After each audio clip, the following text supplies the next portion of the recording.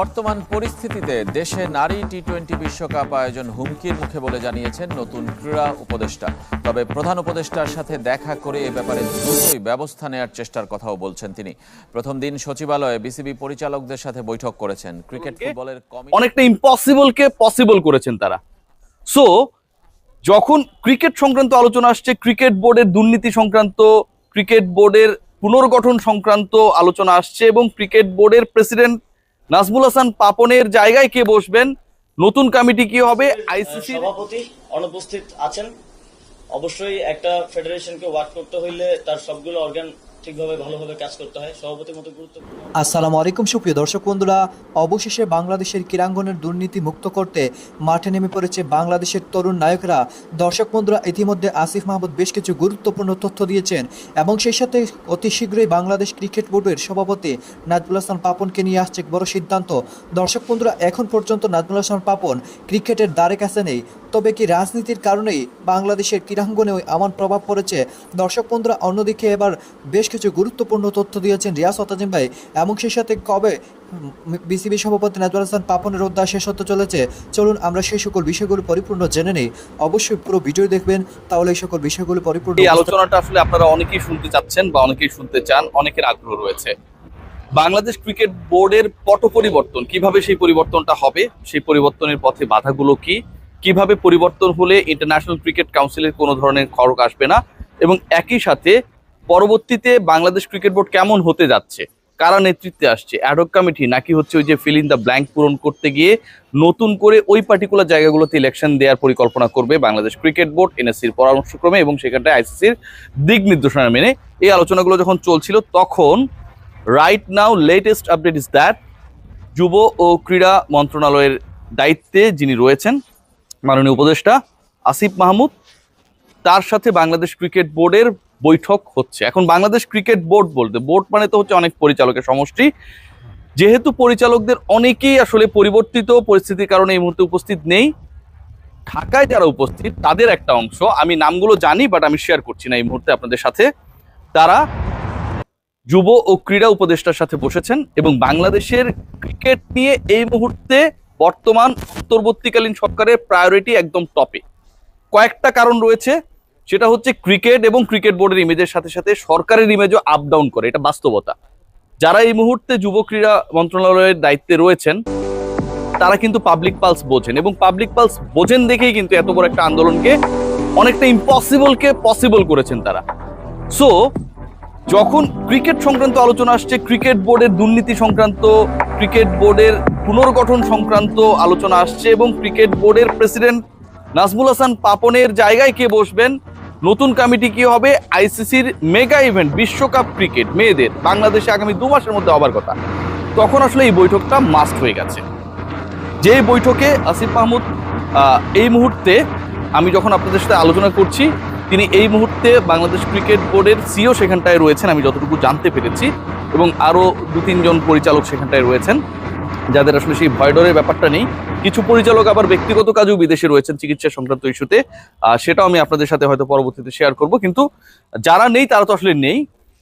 কিভাবে নাজমুল হাসান পাপন পরবর্তী ক্রিকেট বোর্ডকে এগিয়ে নেওয়া যায়, যেহেতু বাংলাদেশ ব্যাংকের গভর্নর, ঢাকা বিশ্ববিদ্যালয়ের ভিসি, প্রক্টর, আমরা দেখেছি সিকিউরিটি অ্যান্ড এক্সচেঞ্জ কমিশনের চেয়ারম্যান থেকে শুরু করে অ্যাটর্নি জেনারেল থেকে শুরু করে প্রধান বিচারপতি থেকে শুরু করে গুরুত্বপূর্ণ রাষ্ট্রীয় পদগুলোতে আসলে যারা ছিলেন সবাই কিন্তু তাদের মতো করে পদত্যাগপত্র জমা দিয়েছেন।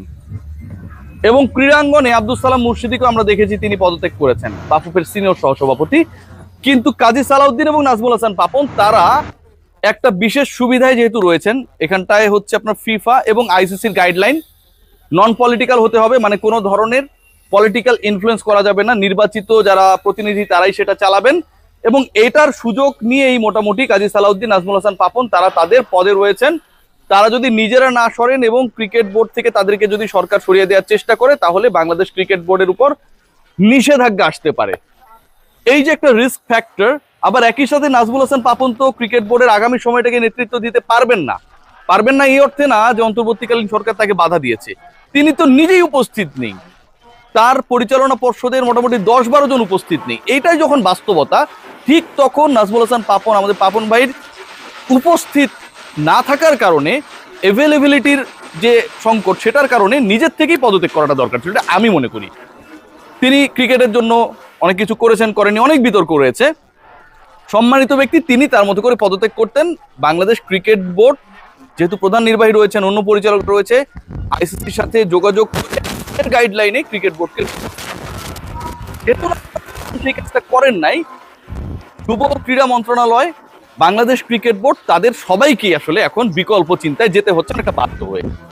এবং বাংলাদেশ কেন আসলে জিম্বাবুয়ে হবে না, কেন হচ্ছে শ্রীলঙ্কা হবে না? কারণ জিম্বাবুয়ে শ্রীলঙ্কায় নির্বাচিত প্রতিনিধিরা তাদের দেশে উপস্থিত অ্যাভেলেবেল থাকার পরও তাদেরকে সরিয়ে ক্ষমতা দেওয়া হয়েছিল অন্য কাউকে।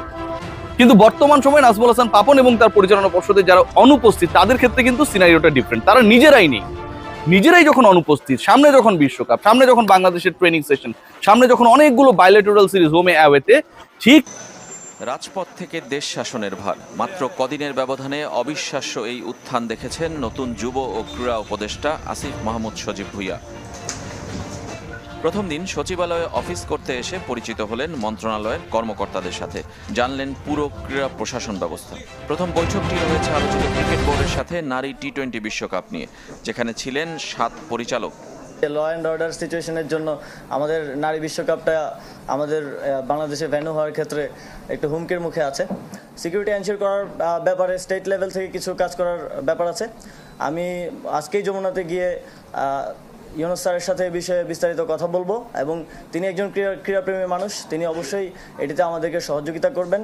তবে ক্রিকেট বোর্ডের কমিটি ভেঙে দেওয়ার ব্যাপারে তাড়াহুড়ো করতে চান না ক্রীড়া উপদেষ্টা। ফুটবল সহ অন্য ফেডারেশনের ক্ষেত্রেও একই মত। সভাপতির মতো গুরুত্বপূর্ণ দায়িত্বে যিনি আছেন তিনি অনুপস্থিত আছেন, কিন্তু বিসিবি যেহেতু একটা অটোনমাস ফেডারেশন আইসিসির অধীনে, তো এই বিষয়ে আমরা সিদ্ধান্ত নিতে পারবো না। আমরা সাজেস্ট করেছি যারা বিসিবির ডাইরেক্টরস আছেন তারা এই বিষয়ে লিগ্যালি কিভাবে আইসিসির লিগ্যাল ফ্রেমওয়ার্কের মধ্য থেকে কিভাবে এই বিষয়টি সমাধান করা যায় এবং অন্তর্বর্তীকালীন সময়ের জন্য কাউকে নিয়োগ করা যায় কিনা।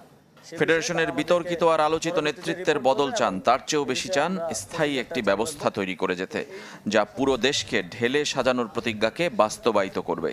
আমরা পুরো দেশকে ঢেলে সাজাতে চাই, এবং সেটা আমরা আসলে ব্যক্তির জায়গা থেকে নয় যে একজন ব্যক্তিকে আমি পরিবর্তন করে দিলাম আর হয়ে গেল। আমরা সিস্টেমটাকে ঢেলে সাজাতে চাই। আমরা এমন একটা সিস্টেম করে দিয়ে যেতে চাই এই অন্তর্বর্তীকালীন সরকারের অধীনে, যাতে করে যে ব্যক্তি আসুক সে ওই সিস্টেম ফলো করার মাধ্যমে এই যে দুর্নীতির কথা বলছেন কিংবা অনিয়মের কথা বলছেন সেগুলো যেন আর কখনোই ফিরে না আসতে পারে। প্রথম দিনই সিদ্ধান্ত নিয়েছেন শেখ হাসিনার নামে থাকবে না যুব উন্নয়ন ইনস্টিটিউট। তো শেখ হাসিনা জাতীয় যুব উন্নয়ন ইনস্টিটিউটের নামটা আমরা পরিবর্তন করে বাংলাদেশ জাতীয় যুব উন্নয়ন ইনস্টিটিউট করছি, এবং এই বিষয়ে প্রসেস চলমান থাকবে এবং দ্রুতই এটা কমপ্লিট হবে। পুরো কাঠামো পরিবর্তনের জন্য কত সময় ক্ষমতায় থাকবেন তা অবশ্য নিশ্চিত করেননি তিনি। আমরা যতদিন দরকার ততদিনই থাকবো এই দায়িত্ব পালন করার জন্য। আমাদের যারা আছেন আমাদের অন্তর্বর্তীকালীন সরকারে কারোরই আসলে ক্ষমতা ধরে রাখা। তো দর্শক বন্ধুরা, আপনারা হয়তো পুরো ভিডিওটি দেখে এবং সেই সাথে এই সকল বিষয়গুলো জেনে অবশ্যই বুঝতে পেরেছেন অবশেষে বাংলাদেশের ক্রীড়াঙ্গনেও আস্তে আস্তে পরিবর্তন আসবে ইনশাআল্লাহ, এবং সেই সাথে যেই সকল দুর্নীতিগ্রস্ত মানুষেরা জড়িত ছিল সেই সকল দুর্নীতিগ্রস্ত মানুষদেরকে তাড়িয়ে দিতে হবে। তো দর্শক বন্ধুরা, আপনারা এই পুরো ভিডিও দেখে এবং সেই সাথে এই সকল বিষয়গুলো জেনে আপনারা কি বুঝতে পেরেছেন? তবে কি শেষ পর্যন্ত এই তরুণ নায়করা বাংলাদেশের ক্রীড়াঙ্গনকেও এগিয়ে নিতে পারবে? অবশ্যই কমেন্ট করে জানিয়ে দিবেন। তো দর্শক বন্ধুরা, ভালো থাকুন, সুস্থ থাকুন, আল্লাহ হাফিজ।